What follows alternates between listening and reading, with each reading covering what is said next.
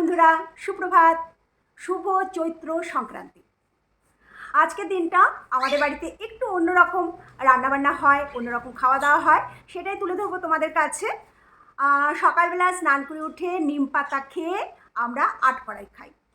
আটকড়াই জিনিসটা খুব সুস্বাদু খেতে, বিশেষ করে আমার কাছে। দাঁড়াও তোমাদের দেখা। আমি নিলাম চাল ভাজা, এরপরে এখানে রয়েছে 7 রকম ভাজা, সব একটা একটা করে ঢেলে দিলাম। এটা খেতে যে এত টেস্টি হয় তোমাদের কি বলবো। আমার শ্বশুরবাড়িতে এই নিয়মটা আছে, এক এক করে সব কটা ভাজা এখানে দিয়ে দিলাম, তারপর এটাকে ভালো করে মিক্সড করব, এইবার বয়মে ঢুকিয়ে দিলাম। যাই হোক, আটকড়াই ভাজা তো দেখলে, এবার আমাদের আজকে কি কি রান্না হয় সেটাও তোমাদের দেখাবো। কথা বলতে বলতে নিম পাতাটা খাওয়া হয়নি, একটু নিম পাতা খেয়ে নিই। এবার তো আটকড়াই খাবো, এটা আমার সবচেয়ে প্রিয় খাবার। চলো এবার রান্নাঘরে যাওয়া যাক। চলে এসেছি রান্নাঘরে। এখন আমাদের আজকে সংক্রান্তি স্পেশাল রান্না হবে। একটা হবে আধুরার তরকারি আর একটা হবে গাঁদাল পাতার তরকারি। কড়াইতে বালি ঢালছি বলে তোমরা অবাক হচ্ছ? আরে এখানে তো কালো ছিমের বিচি ভাজবো। এই দেখো কিরকম ফুটছে, দেখো।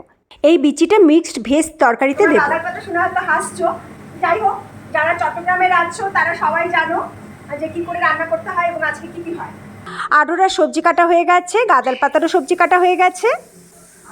মিক্সড ভেজ তরকারিতে যা যা মশলা দেওয়া হয় এখানে তাই তাই মশলা দেওয়া হয়েছে, শুধু এক্সট্রার মধ্যে ছিমের বিচির সেদ্ধ দেওয়া হয়েছে। এই দেখো, ছিমের বিচিটাকে সেদ্ধ করে নিয়েছি, সেদ্ধ করে ছুলে নিচ্ছি।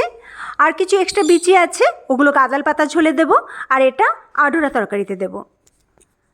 এছাড়া যা যা মশলা দিতে হয় তাই তাই দিয়েছি। কাঁচা লঙ্কা, একটু শুকনো লঙ্কার গুঁড়ো, জিরে, আদা, নুন, মিষ্টি, আর নামাবার আগে ধনেপাতা। কমপ্লিট হয়ে গেল আমার আড়ুরার তরকারি। এবার হবে গাঁদাল পাতার ঝোল। গাঁদাল পাতা পেস্ট করে নিয়েছি, এর সঙ্গে কাঁচকলা, আলু, কাঁকরোল, সজনের ডাঁটা, গাঁঠি কচু এগুলো দিয়েছি। এটার মধ্যে তেমন স্পেশাল কিছু মশলা নেই, একটু শুকনো লঙ্কার গুঁড়ো, গোলমরিচের গুঁড়ো, জিরের গুঁড়ো, আদা বাটা, কাঁচা লঙ্কা, নুন, মিষ্টি, ছিমের বিচি সেদ্ধ।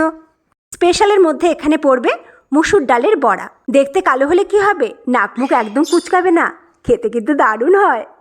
না, শুধু দুটো আইটেমই নয়, কালকের করা ছিল আম ডাল, শুক্তো আর চাটনি। এমনিতে তো চিকেন ফিকেন এগুলোই ভালো লাগে, বাট সংক্রান্তিতে যে নিরামিষটা হয় দ্যাট ইজ অসম। ভালো। তোমাদের বাড়িতেও চৈত্র সংক্রান্তিতে কি কি রেসিপি হয়েছে অবশ্যই কমেন্ট করে জানিও। আমি নেক্সট বার তোমাদের রান্নাগুলো আমি চেষ্টা করব। আমার চৈত্র সংক্রান্তি স্পেশাল রান্না তোমাদের কেমন লাগলো অবশ্যই জানিও।